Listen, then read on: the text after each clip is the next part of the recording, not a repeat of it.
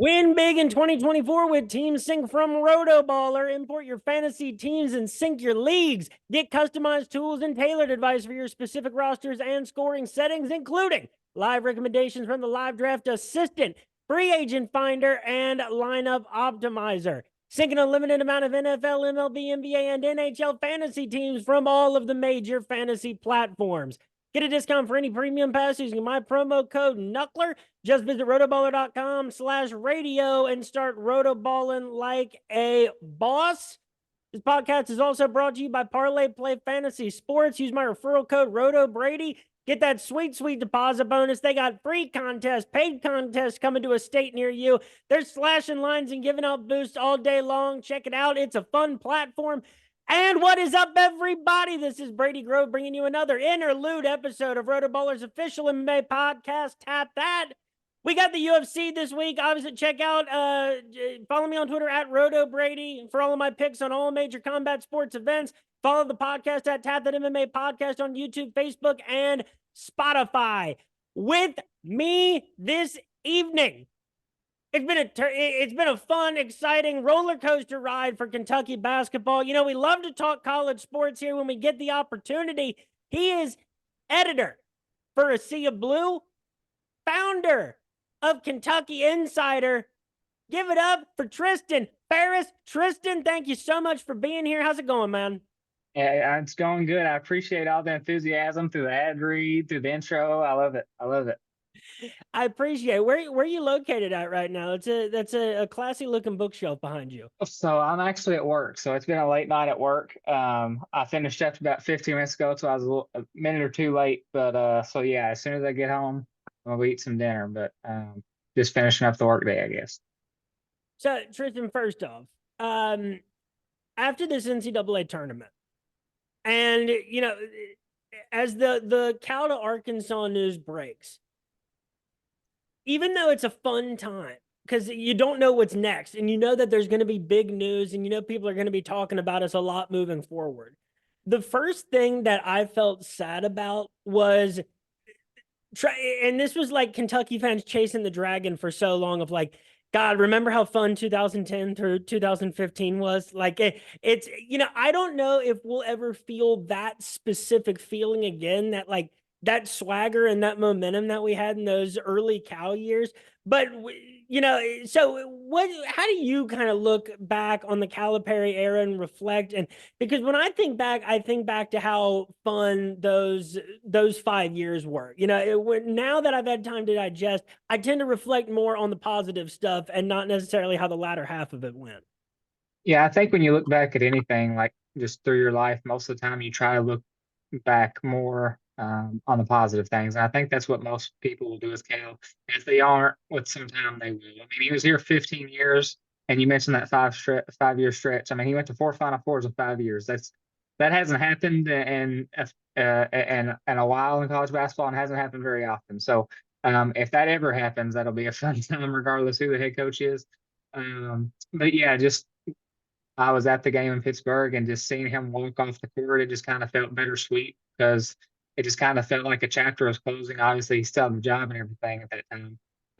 But it just felt weird that this wasn't how it's supposed to end. I even remember talking to a media friend even before the game, is like, Cal has had so much success here. I would hate for them to lose to Oakland tonight and then it like end. And it happened, and I just kind of sat there and I thought back to that conversation. And it's just, there's not been very many coaches in sports history have the level of success that Calipari's had.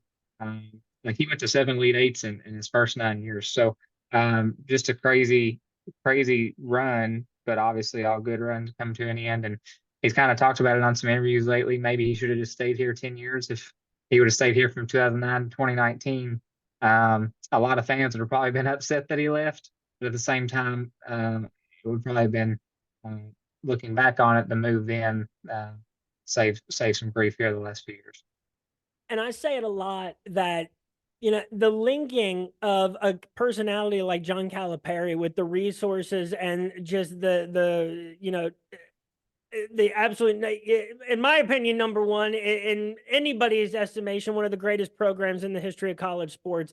you connect those two things together, and it created something that a marketability of athletes and of a program that we hadn't seen before in college sports. And I think if the timeline starts of like Steve Prefontaine protesting the AAU back in the 70s, one of the very important points on the timeline of sports that led to NIL being a thing is John Calipari linking up with the University of Kentucky. Yeah, like 100%. Cal's been a proponent of that for years. Obviously, it probably looks a little different than what he thought it would. And I've kind of touched on this. I know it for people of a certain age, and I've kind of in that. I'm 26 years old, so I remember the end of the Tubby years and the Gillespie years. But I mean, my best moments of Kentucky basketball have come with Calipari as the head coach. So I kind of had a little bit more experience in terms of Kentucky basketball. But there's a lot of recruits, young fans that they don't remember anybody else. And kind of like you said, they kind of linked together. Calipari, he kind of built his brand through Kentucky, but helped raise Kentucky's brand. But at the end of the day, Kentucky basketball has had 5 head coaches win national championships. Both brands will continue to live on. I know there's kind of a controversial quote floating around right now. Caleb Wilson said that when he went to Arkansas, it's Cal University. So I'm sure that'll get some topics the next few days. But yeah, I think it was time for both parties. And I think it equals more excitement for both Arkansas and Calipari and Kentucky fans. And that's how it's worked out. It's funny because I've seen so many different tweets about like patterns throughout the history of Kentucky basketball. I know Cal said the thing that Joe B. Hall told him, which was hilarious because it's funny that Joe B. Hall was even able to identify like, damn man, I stayed at that place and that job way too long. And it's funny because back from Patino and Hall and all the way through, there's always a cycle of like there's always someone who only lasts a couple of years for whatever reason. There's always somebody, like 10 years, about 10 to 15 is about all that anybody can do at that. And there's nobody that's perfect for the job for the era. Like that's the number one thing that came up when Cal left for Arkansas is I was trying to think of like who all the possibilities were to fill in.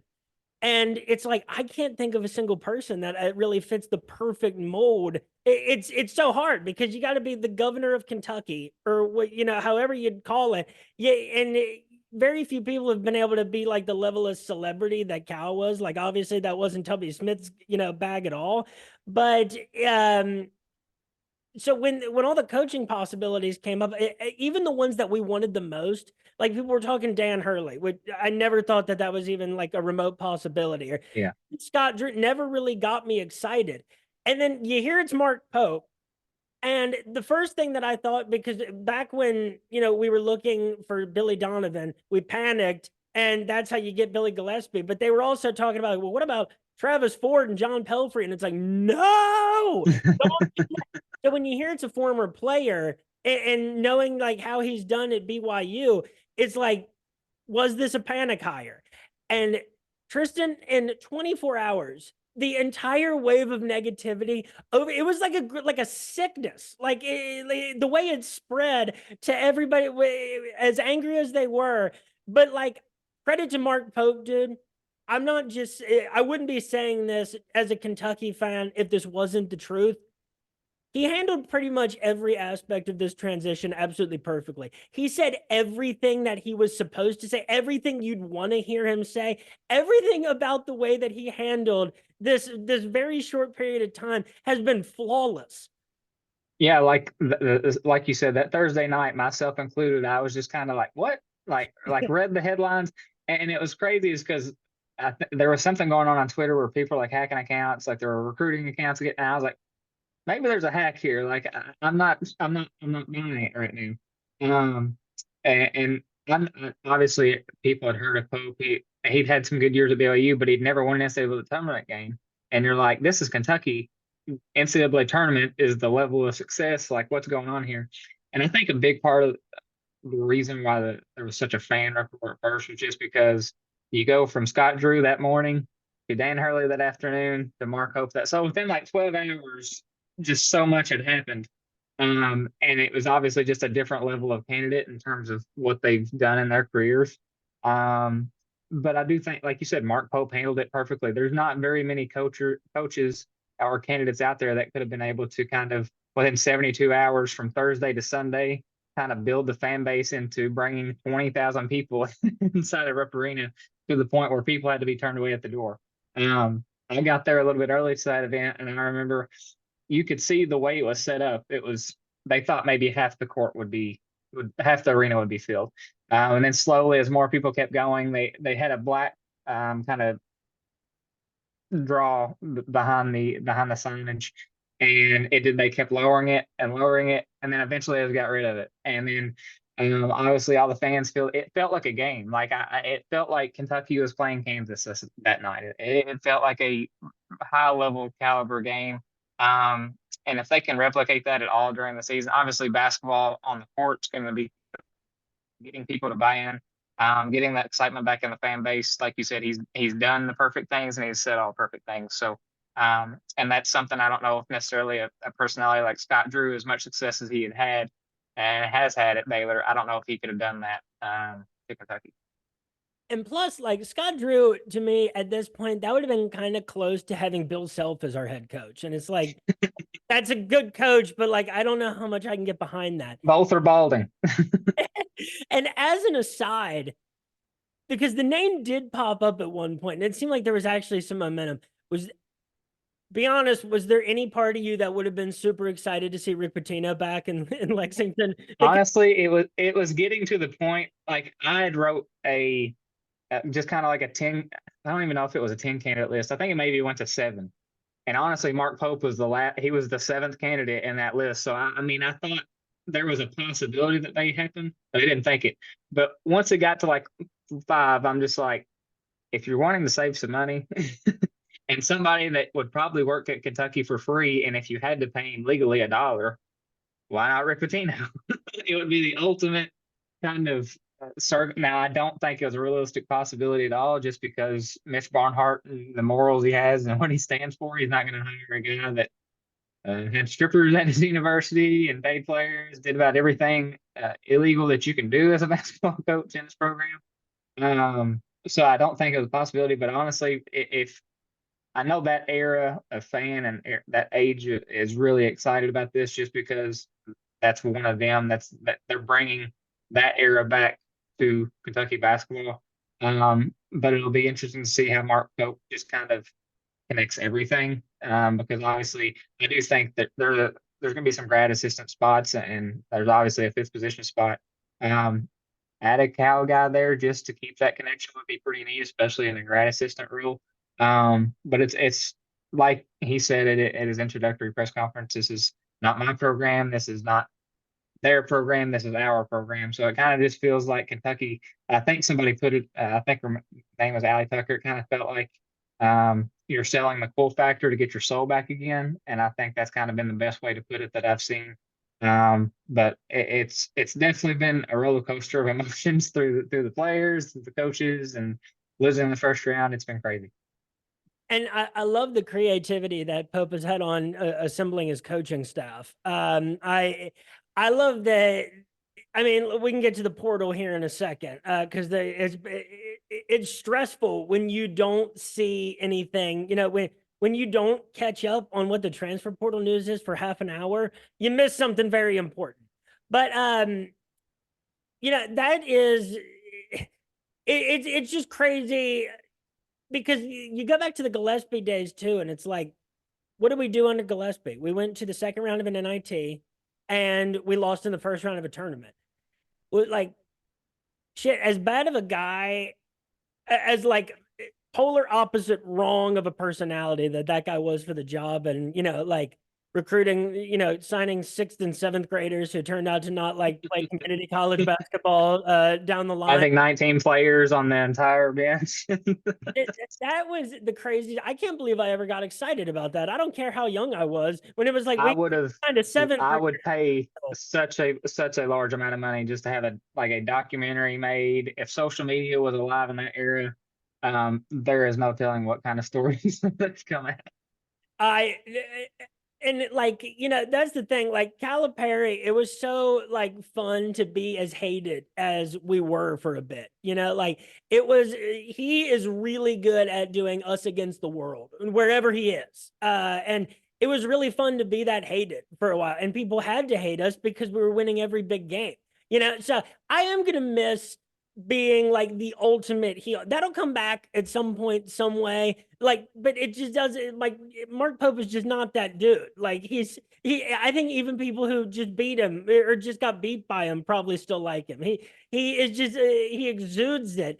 But like, it was fun for a bit. Now we got to take on like a whole new personality because the team in the program has a whole new personality.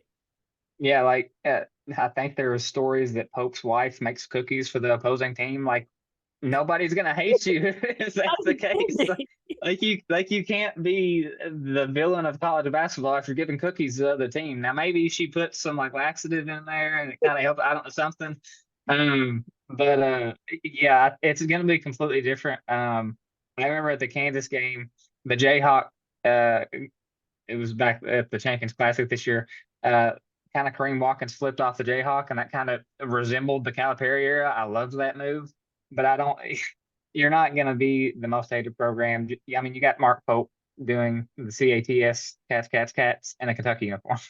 There's no telling what he's going to do at Big Blue Madness. It's probably going to be something corny.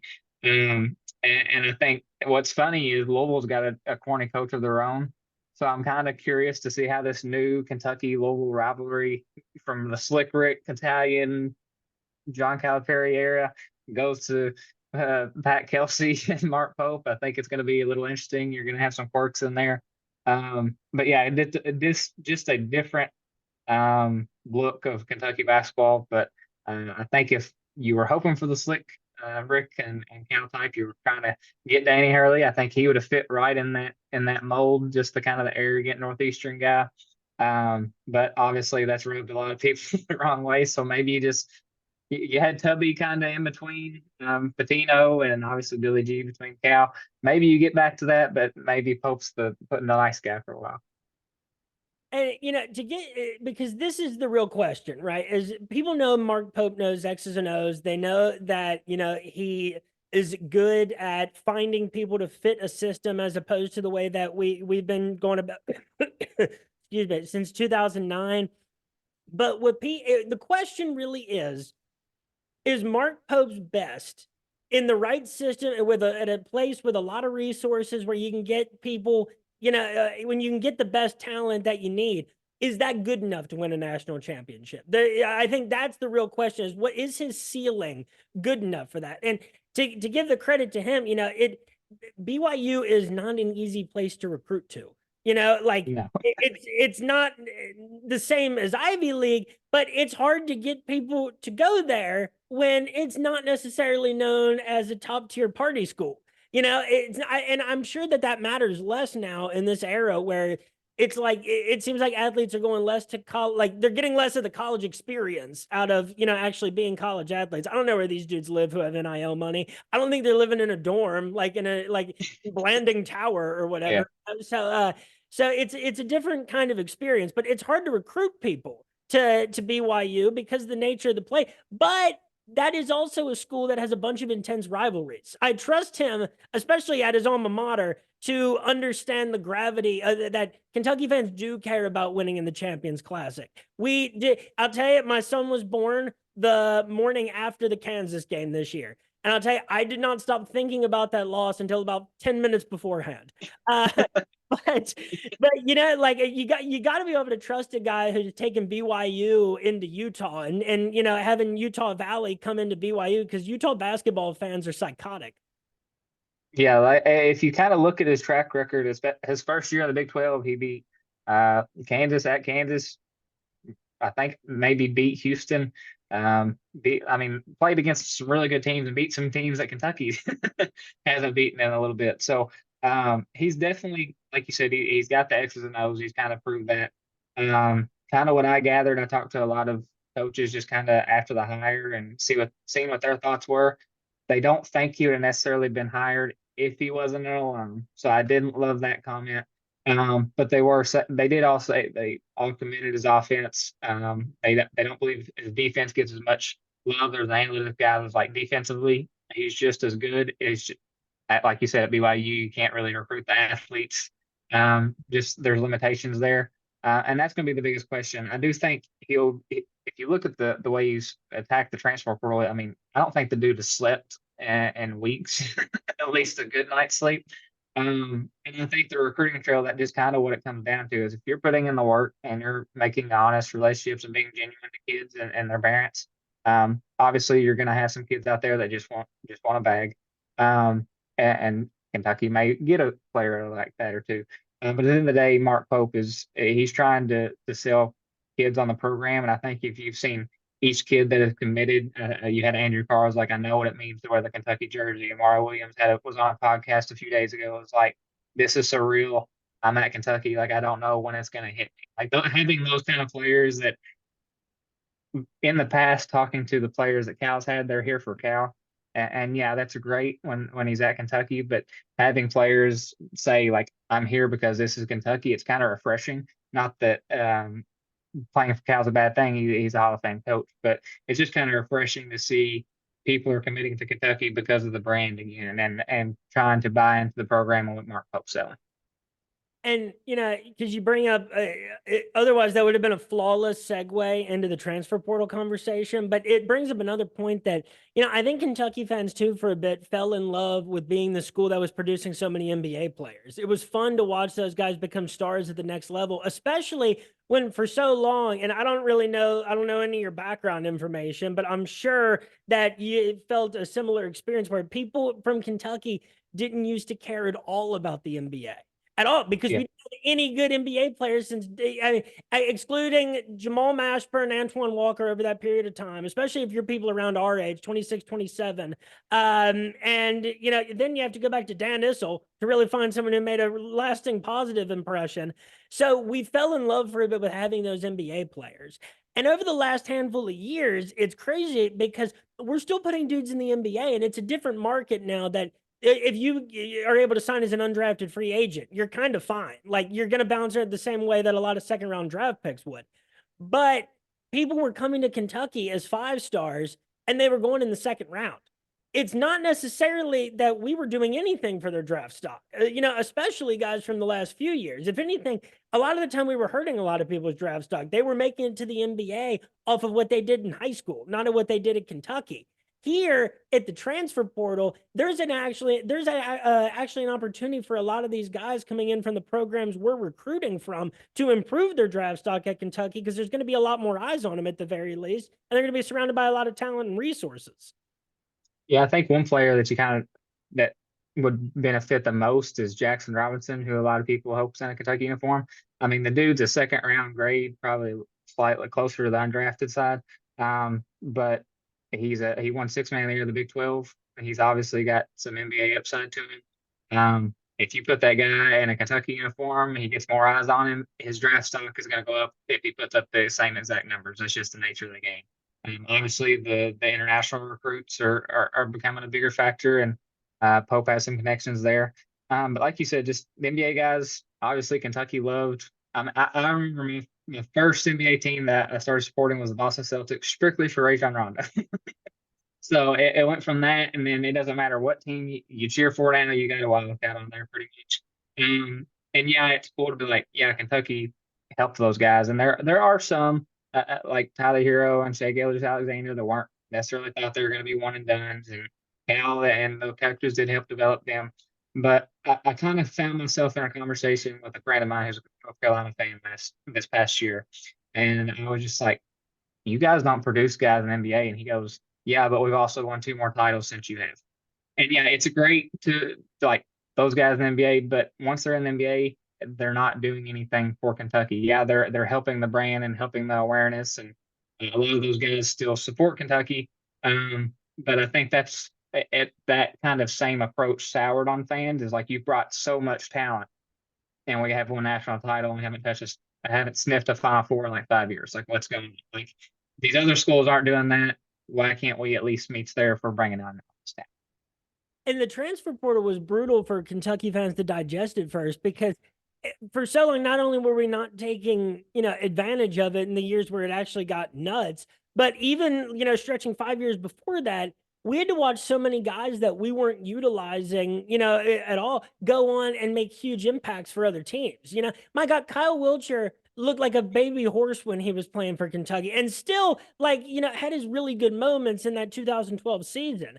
And it was only that, he goes to Gonzaga and he turns into a player of the year candidate.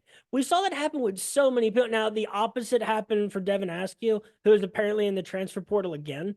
I don't know how that's even mathematically possible, but it just, for such a long time, and we watched Kentucky players go into the NBA, like Devin Booker, who it feels like never really got like the full green light, in his time. So it's all been a very crazy experience. Now, onto the transfer portal right now, Dick, because you mentioned it, all the different people that it's not even the biggest names that you've been seeing on Twitter all week. There's a ton of target. It's very clear from some of these like a little bit more out of the blue signings that they're talking that they're in a little bit more advanced talks than we're ever aware of. Because these decisions seem to come on a moment's notice. But Amari Williams from Drexel, Lamont Butler, San Diego State, Otega Owe from Oklahoma, Andrew Carr, Wake Forest, and today, Brandon Garrison from Oklahoma State. This front court is stacked. And I love the defensive piece. I love that we could have two 6'11" power forwards and two 6'9" centers. Like it's such a BYU style. I love the way that the front court's coming together. You look at Lamont Butler and the fact, we already have Colin Chandler and Travis Perry in the works in the backcourt. It's not complete yet, and hopefully there's still some major pieces that are still going to be coming to Kentucky, which I'm sure you're going to touch on.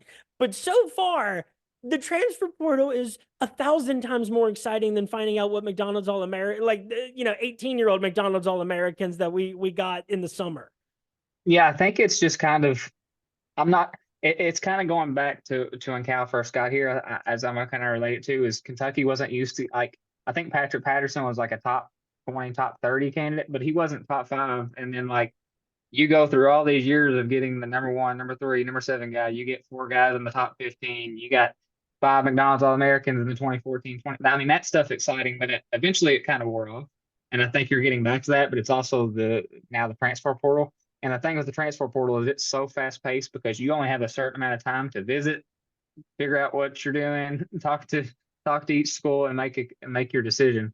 And I think that's kind of what you're seeing is there. Obviously, there are some conversations that happen with some of these guys way before the season even ends, kind of get a feel. And obviously, that's a whole nother topic. Then you kind of get into the NIL talk and stuff like that. But in terms of where Kentucky stands, I think they've got some really good foundational pieces. You talked about the defense. That's obviously been like an emphasis. You got Butler, who's one of the best perimeter defensive guards in the country. Amari Williams, 3 times Colonial Athletic Defensive Player of the Year. So Brandon Garrison, all 4 of those guys, I'm not sure how much you keep up with analytics, but Evan Maya put out all 4 of those guys are ranked top 25 in defensive efficiency in the portal. So it's been great to see that because obviously that was a point that many fans weren't happy with last year at times. So that's at least going to be changed. I think where you really got to go now is you got to get some scores. I think the first one you'll be added. I'll be pretty surprised if he's not on the roster by the end of the week. If not tomorrow, would be Kobe Brea. Just kind of from what I know, and obviously that some of the schools that have dropped out, I would be very surprised if he's not a Cat.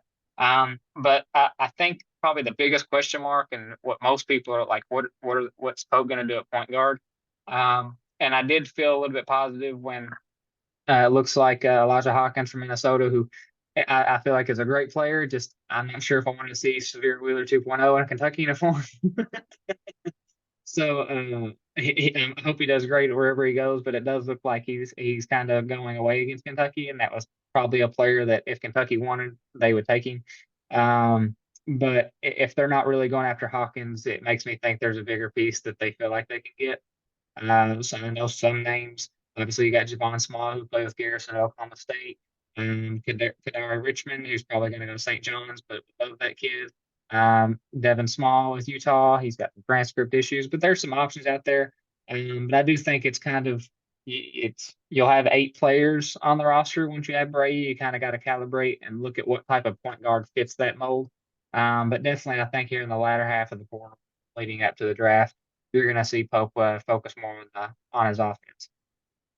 And where's John L. Davis leaning right now? Because it seemed like that was like heating up like for a second, and then it seems like it's super quieted down. Because I know that obviously that guy has a fantastic pick of wherever he can choose to go. But what was the last thing you saw about John L. Davis? So I don't know too much in the know of Johnny Davis, so I'm just going off what I've seen and people have told me. It looks like he's going to Arkansas, which would be a great pickup for Cal. I guess that would be one of the recruiting wins he'd have between Kentucky and Arkansas. Apparently, there was a report they had like a secret visit in Arkansas and nobody seen him. That would be interesting if one of the biggest transfer portal targets went through an entire visit and nobody saw him. So that would be interesting. But I hope that throughout the transfer portal, I know it's kind of like Kentucky versus Arkansas fans like right now, but I hope over the next few months it kind of gets away from that because I'm getting tired of the Arkansas fans in every part of my social media presence. um, so we can just hold off until the game, and then once the game happens, then we can settle it then. But yeah, I think Jonah Elliott, he's probably if it's not Arkansas, it'll be curious. I just don't think it's Kentucky. But it is kind of weird that it got real hot with Kentucky for a little bit, and then it's gotten real hot with Arkansas, and still real no word. And it seems like it now. I've heard like I've seen varying takes on it. Some people seem to think that Great Osobor is still in play. Others think that because of all the front court additions, that it's probably that he's going to be looking to go somewhere else, which is the majority of the feeling that I'm getting. Yeah, I think once you have so many pieces in the front court, I think realistically on a roster, you try to have three and a half guys, and Kentucky's got 3 guys right now. Obviously, Amari Williams and Andrew Carr are starting caliber players. Brandon Garrison started 29 to 32 games at Oklahoma State, so they're all expecting playing time. I think Osabor, I don't love. I don't think he's really thought about what he's going to do yet. I think he brings when you bring your entire family over from England, you're not going to take one visit and then decide. I think if he were to come to Kentucky, they would find the playing time for him. But there would be a competition there that maybe he most likely doesn't want in his last year of college basketball. He's trying to kind of expose himself to go professional. But I don't think that Kentucky's necessarily out of the race, but at the same time, I don't expect him to really make a decision until all the visits are done. Um, I do think Kentucky felt really good in their spot before they got Garrison. I kind of haven't gotten a feel about it since then. But at the same time, if there's a former McDonald's All-American that has 3 years of eligibility left that's ready to commit now, you got to take that. You can't just let's say you wait a week and a half on Osabor, and he goes somewhere else, then you miss out on Garrison and him. And that's also been kind of a vulnerability of Cal is he's waited on some players the last few years, and it forced Kentucky to miss out on some guys. And I do love to see that the reach that Mark Pope seems to have into the western part of the U.S. Because I was excited at the idea of Stojakovic, like just because of the kind of The dude name, it did, yeah, like and the style, like Peja Stojakovic was fun to watch for the same reason. But that dude went from Stanford to Cal. There is no shame in this transfer portal, Tristan. no, I don't know if he's going to have individually. He may have more success, but he clearly did not transfer with the mindset of winning. Because there is no way he may not win or have a winning record next year at Cal. I do think Kentucky wanted him, but I don't think it was necessarily the role that he kind of wanted. I think if you look at the roster, he probably wasn't going to get a starting spot if you're a former McDonald's All-American. That you weren't particularly happy with your role in Stanford. That's probably what you're looking for in your new spot. So, but yeah, and I think it's more than just Pope trying to touch on the Western side. Obviously, Jason Hart is one of the assistants. He's got a lot of West Coast ties, um, and obviously you got Alvin Brooks, who's it's not necessarily West Coast, but in terms of Texas, Oklahoma, Nebraska, Kansas, that kind of area, that kind of Southern Midwest, he's got a lot of connections there, and I think it's kind of good that Kentucky's reaching back out that way because there is a lot of talent out there. Obviously, there are a lot of talent on the East Coast, and that's where you're going to see a lot of players. But it kind of felt like there was a void out there that Kentucky wasn't touching. And when they did touch, like you mentioned, Kyle Wiltshire, Johnny Juzang, some of those guys just went straight back out west because they felt like they weren't utilized. And the European influence that we missed for so long, that so many other schools, we watched them build success off of that. And for so long, it was like, man, why we can't get like any European influence. And to be fair, the last couple of times that we've got big time international prospects, there ended up being some sort of large NCAA controversy associated with them. And like that's the thing, like a dude like Enos Cantor never played a game for Kentucky, but the way that that dude has like been gung ho for like Kentucky and the whole Free Enos campaign, it's like that guy felt more like a Kentucky player to me than Shaden Sharp, you know. But Yeah. I digress. The European influence is like something that like the BYU's always been, or international influence that BYU's been good at, and we got it just such a little taste of it with Big Z, and then he goes and plays for Arkansas. It's going to be so weird having to not root for that guy. But I like that Mark Pope seems to be very open minded. As it comes, and he's doing things exactly the way that you would have wanted him to do. Go out and get really good college basketball players that makes a really strong team. He's done a fantastic job, and all the targets that are left in the portal. If you're talking about Kobe Bryant and one or two other dudes, that's a fantastic team, and I already can't wait to watch it. Yeah, you got a top 25 roster if you can get two really good players. Like I said, I think Bray is going to be one of them, and then maybe you get two of Osibor, Kadari Richmond. But there, I mean, Pope talked about how many options he's got on an interview with Study Sport Trade. He's 30 guys on a board, so he's got options. Many of us don't know those options. Obviously, you had Brandon Garrison just kind of jump out of the blue this morning. Kind of got some late smoke on that one. And you touched on the international thing. I do think he will probably get an international recruit every year or every other year or something like that. But I do think at BYU he kind of had to lean on that more, just because, like you had talked about, the limitations, and if you can't find the talent in the United States, you got to broaden your horizons somehow. Ali Khalifa, those kind of guys. So I do think he will certainly utilize that, just because basketball is expanding around the world. You're probably going to have three European players or three players that played outside the United States drafted in the top 5 this year. And it's going to only grow. So if there's that much talent outside of the States, Pope's definitely going to utilize it. But he's a smart man. You go where the talent is at the end of the day. And dude, like we could sit here for the next 12 hours and talk only Kentucky basketball right now. We wouldn't even be able to reflect on the late 1990s over that period of time, But kind of the topic I want to close off on is like, Kentucky has always been able to remain at the top of college basketball because we, as the fan base, invest in it. People care about it here. And so it's always been a worthwhile investment for the school and for the state and whoever else might be responsible for any financial contributions at the University of Kentucky. But because Kentucky fans are the way that they are, we've always felt this way. You feel very lucky to be a part of a fan base that's used to winning a lot. And we sell out other people's venues on the road. This is a different era of college basketball, though. This is one thing that, if going into the Pope era, for it to be successful, I think that Kentucky fans, a lot of them, do need to catch up to the year 2024. This is not the same as losing to Oakland in 2006. These are different mid-major teams. There's so much talent in basketball, and there's so many good players out there, and scouting is so flawed that so many people can slip through the cracks, and you end up getting guys that no one's ever heard of playing for a mid-major that just toast us. The amount of 6'5", 5'11" point guards that toasted us over the last decade in the NCAA tournament. I have nightmares still about Devin Downey and Shabazz Napier. But this is a different era of college basketball where we're going to probably see a handful of schools over the next 10 to 20 years win their first ever national championship. There's a lot more parity. There's 300 plus NCAA Division I college basketball teams.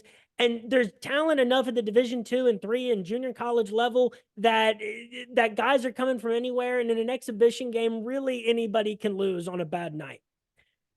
We've seen a lot of former players take on head coaching jobs at their alma mater. And regardless of their coaching experience, because the ones who it went the worst for did not have much head coaching experience, we saw the example of it in a guy like Kenny Payne, who never should have left a front office position with the New York Knicks. That is where his strengths lie. But we've seen a lot of those things go bad. Patrick Ewing, Juwan Howard, go back to Chris Mullen, and you know, in Penny Hardaway right now, that's still going on. So Kentucky fans need to adjust for the Pope era to be successful. We need to understand what college basketball really is working like right now, and that not everybody, you know, coming to Kentucky is necessarily from Harlan, Kentucky, and was Mr. Basketball. You know, so what do you think a successful 2024-2025 season looks like for Mark Pope's first Kentucky team? So, like I said, I think he's got a lot of really good pieces. But the only concern I have with the transfer portal, and this is with anybody trying to build a whole new roster, is how do they all fit together? Because they all have their strengths, but they're all part of a new team and have to figure out how to play together. I'm not going to hold Mark Pope to the Final Four standard this year. I think there's probably fans out there that I think most realistic fans would be happy with a second round appearance. I do think you should at least make the NCAA tournament. I think he's going to have that level kind of roster. And I think if you win a game, that should fulfill most people's first year thing. But I also think that the SEC tournament is going to play a part of it. He talks about it in his introductory press conference, like, we want to win games in Nashville. And Cal didn't do himself any favors by not winning many games in Nashville the last few years. That's a complaint.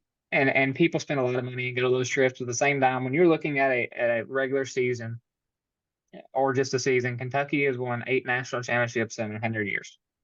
Obviously, give away some years because the NCAA tournament wasn't invented, but eight national championships, about one a decade. That means there are 9 other years in a decade that, you look at UConn, who's been win or bust for much of their last 25 years, but it's good to have regular season titles and conference titles, to have good seasons. It's at the end of the day, yeah, the national title is ultimate goal, but that's not going to be the case more times than not.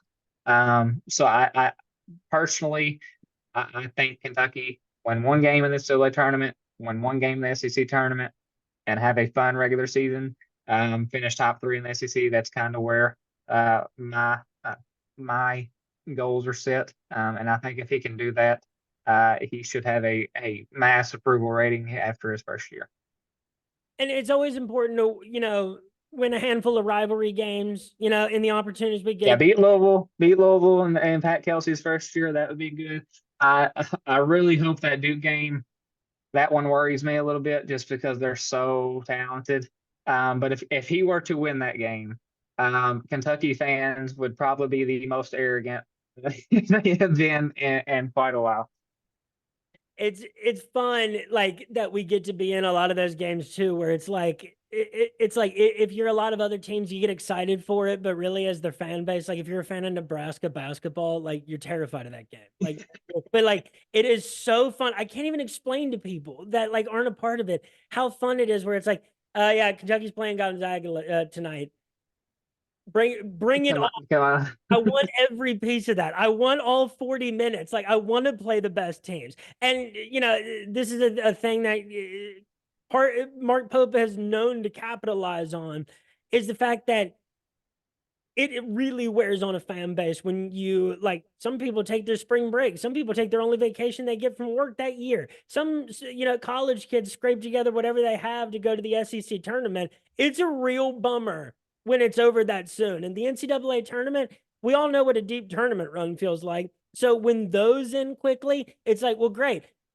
Tomorrow is supposed to be the next new greatest day of my life because it's the first day of the tournament with all the round of 64. Now I have to watch all these awesome games knowing we're out of it. But, you know, I think that, like, with the upside that he has, I think it's going to be important for this team to be fun for them to be fun to watch, because of the way that last year was, where last year did feel like Cal was kind of turning a corner. It felt like he was getting back to, those first 5, 6 years. And then for whatever reason, what happened in the tournament happened. That was Cal not having been adjusted to what the game is now, and not making those real adjustments. But it's going to be important to be fun to watch. But you give people that Tubby special, 20 wins, couple wins in the SEC tournament, a win or two in the NCAA tournament. You get to a round of the tournament that has a nickname, past the round of 32. That's always fun. Yeah. And this is the fun part, man. It's all uncharted territory. A lot of years with Cal, especially when those 5-star recruit signings came in, it's like, okay, that makes no difference to me anymore. Really, like Exactly. hearing this year's group means no difference to me this year. They all have sick mixtapes on YouTube. It's fun to watch. It means nothing to me. I don't know what that means anymore. But right now, this is uncharted territory, and this has been a blast since it's fun and it's gripping to follow the news, and things that are happening for your team all day, every day. And there's going to be a lot more of it. So, folks, thank you so much for listening to this interlude episode of Tap That. Again, I'll be back making UFC picks later this week.